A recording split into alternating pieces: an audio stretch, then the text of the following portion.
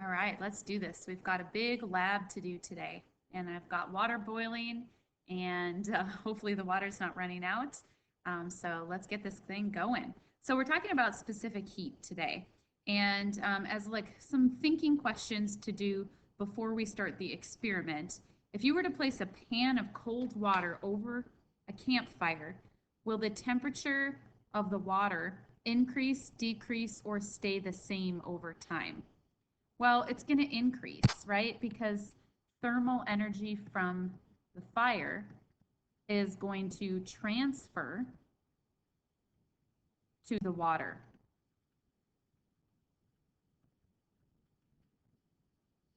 What variables might impact the temperature of the water over the campfire and how much it changes by? So there's so many things to think about. What is the distance of the can from the fire?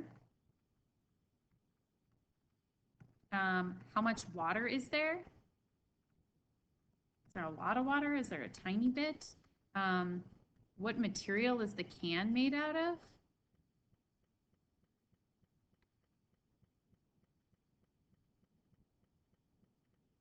How big is the fire? What type of wood is burning? I mean, we could go on and on and on. The thickness of the can. We could talk about, is the liquid or is the water, somebody brought up like ocean water, or is it tap water, or is it pure water? I mean, there's so many different factors here, but it's important to start thinking about variables. So let's do our first experiment. It says we're going to put a 100 degrees Celsius piece of aluminum metal into 50 grams of room temperature water. And then in container B, we're going to put 2 pieces of metal into 50 grams of room temperature water. Which container do you think will have a larger temperature change? Well, most people said container B because it's double the thermal energy to transfer to the water. So let's do this. For container A, we're transferring 1 piece of aluminum, and container B, we're transferring 2. The mass of the water is 50 grams. And let's get our initial temperature readings here. All right, boiling water's good. So I've got 2 temperature probes that I'm going to set into my big styrofoam cups. Oh no, I don't want any cups to tip. I thought maybe they would stand on their own, but no. All right, so the temperatures should be about the same, but there's always some difference in the probes. So the temperature of the water is 19.9 in container A, and in container B, it was 19.1. I'm going to try and get this to stand by itself and not ruin my laptop. Okay, here we go. So let's put 1 piece of metal. Oops, they changed a little bit. Get a tongs. I wish you could see this part. Boiling hot metal. I'm putting it into, so it's 19.8, and I'm going to stir the water, and we'll see what it maxes out at.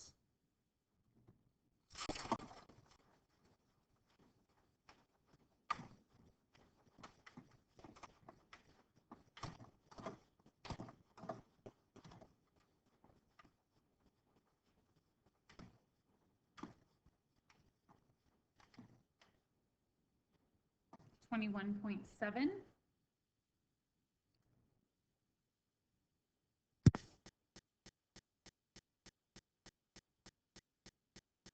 And then the other one is at 19.0. Let's add 2 pieces of metal.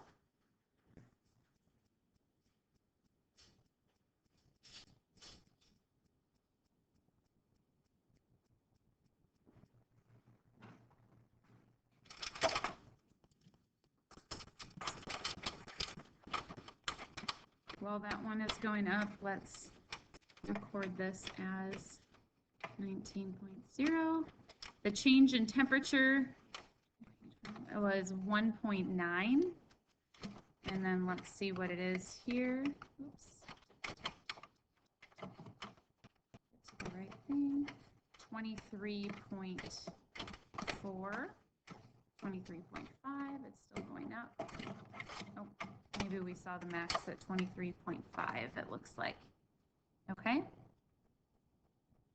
That's a difference of 4.5.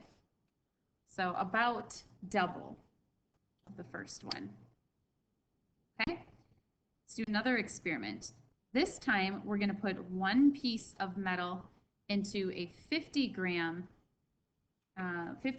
of water, and we're going to do one piece of metal into 100 grams of water. So let's get 2 new cups here. I've got to get the temperature probes in so we can remeasure these. Prediction. Which one will experience a larger temperature change? Well, probably container C, because there's less water to heat up. So it's going to have a more dramatic temperature change.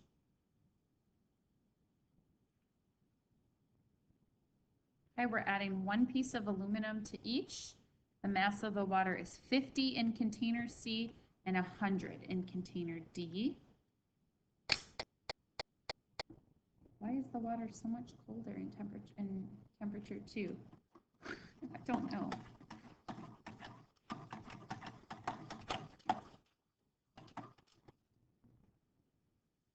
Must have gotten my sink a lot colder there. All right. So I'm going to get another boiling hot piece of metal to put in here.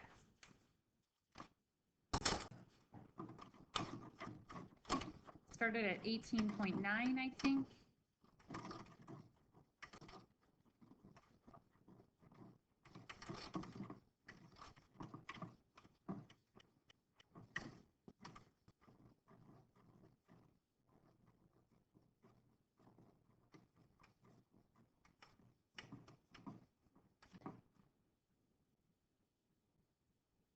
$18.9, 21.1. I was just realizing, did I do bad math back here? 19.8, 20.8. No, I did good math. Okay, 21.1. So it went from 18.9 to 21.1. And that's a difference of 2.2.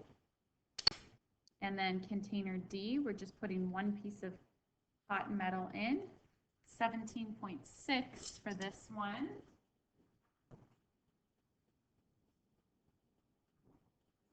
There we go.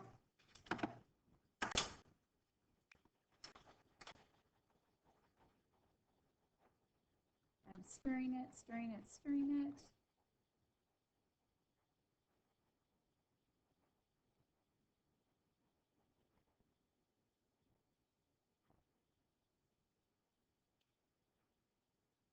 $17.6 up to 18.9.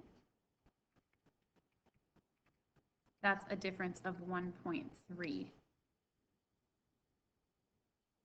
which matches our prediction. And then last, we're going to do oil versus water. So I'm going to get 2 fresh cups going here.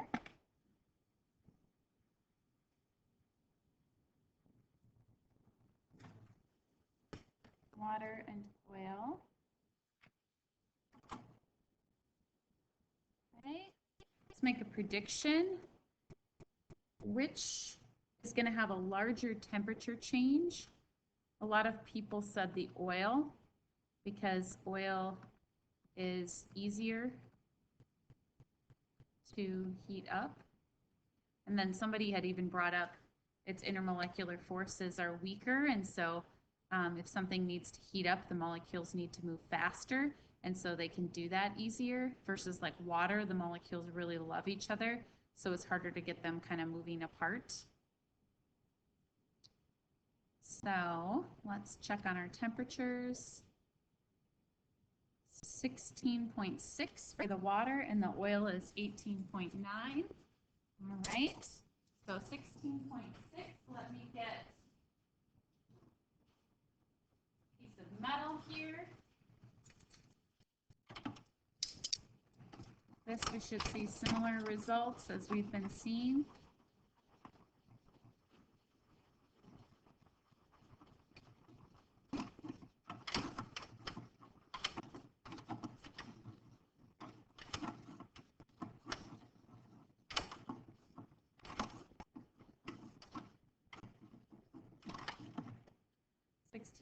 .6 up to 18.1.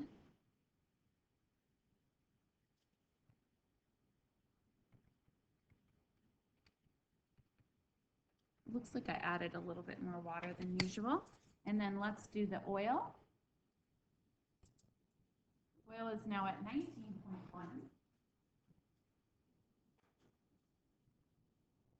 There we go.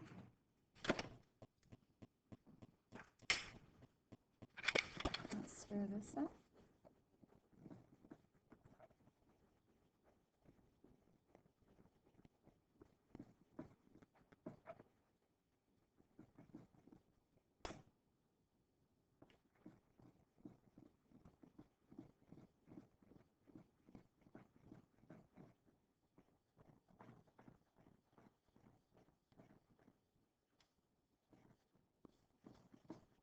Still going up.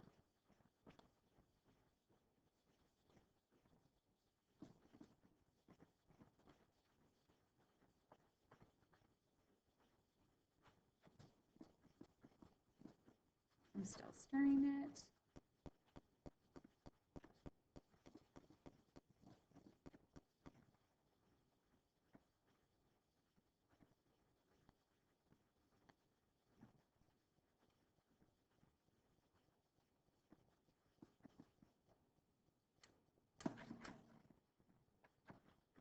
Still going up.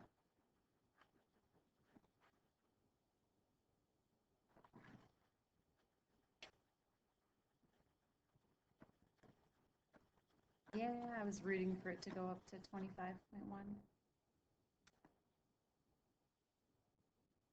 Okay, so about 19.1 up to 25.1, that's a difference of 6. This was water versus oil, 50 grams for each. Okay, so then you want to go back and write your conclusions. Why do you think what we saw happened? And then there's a few more questions here. Let's look at this one together. What if you add 100 degrees Celsius piece of aluminum foil to 65 grams of room temperature water, and in container H you add a 50 degrees Celsius piece of aluminum into 90 grams of room temperature mineral oil? Oof, it's got competing factors because on the one hand, oil is easier to heat up, but there's more of it to heat up and it's not as hot. So what would be helpful is to have some sort of equation. I know all you math haters are like, no, but it would be helpful. All right, and then let's look ahead at these last few things. It says, it takes 4.2 joules of energy to increase the temperature of 1 gram of water by 1 degree Celsius. That's the specific heat capacity of water, okay? What if you have 50 grams of water and the temperature goes up by 10 degrees? How much energy did that water gain? Well, we would want to take 4.2 joules. That's how much energy it takes to heat up 1 gram by 1 degree Celsius. And we would want to multiply this by 50 grams and by 10 degrees Celsius. So I am typing this in, 4.2 times 50 times 10. That's 2,100 joules. So how did we do that? What's our equation that we're using here? We took the specific heat and we times it by the mass of the water, and we times it by the temperature change,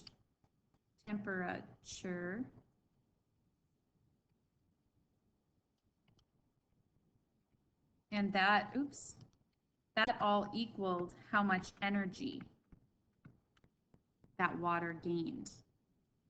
So this is an equation called Q equals, and then it's mass first usually, times the specific heat, times the triangle T, means the change in temperature. So again, it's usually rearranged as Q equals MCAT.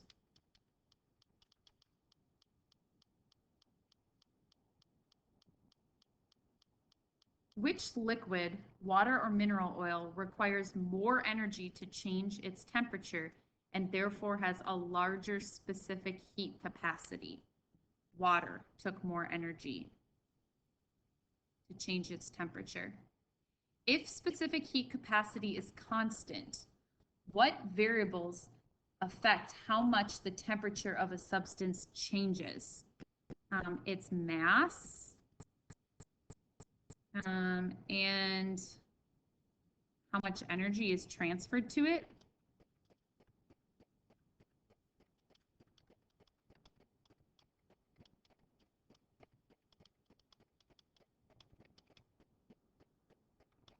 And of course, the type of material means it will have a certain specific heat capacity, but this one says it's constant. So what would affect how much the temperature changes is its mass and how much energy is transferred to it. So how would you define specific heat capacity in your own words? It's how much energy a specific substance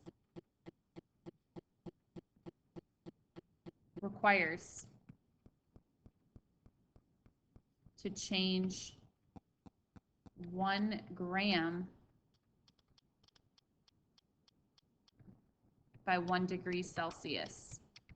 So how much energy does this substance take to change 1 gram of it by 1 degree Celsius? All right, and that is a good intro to specific heat.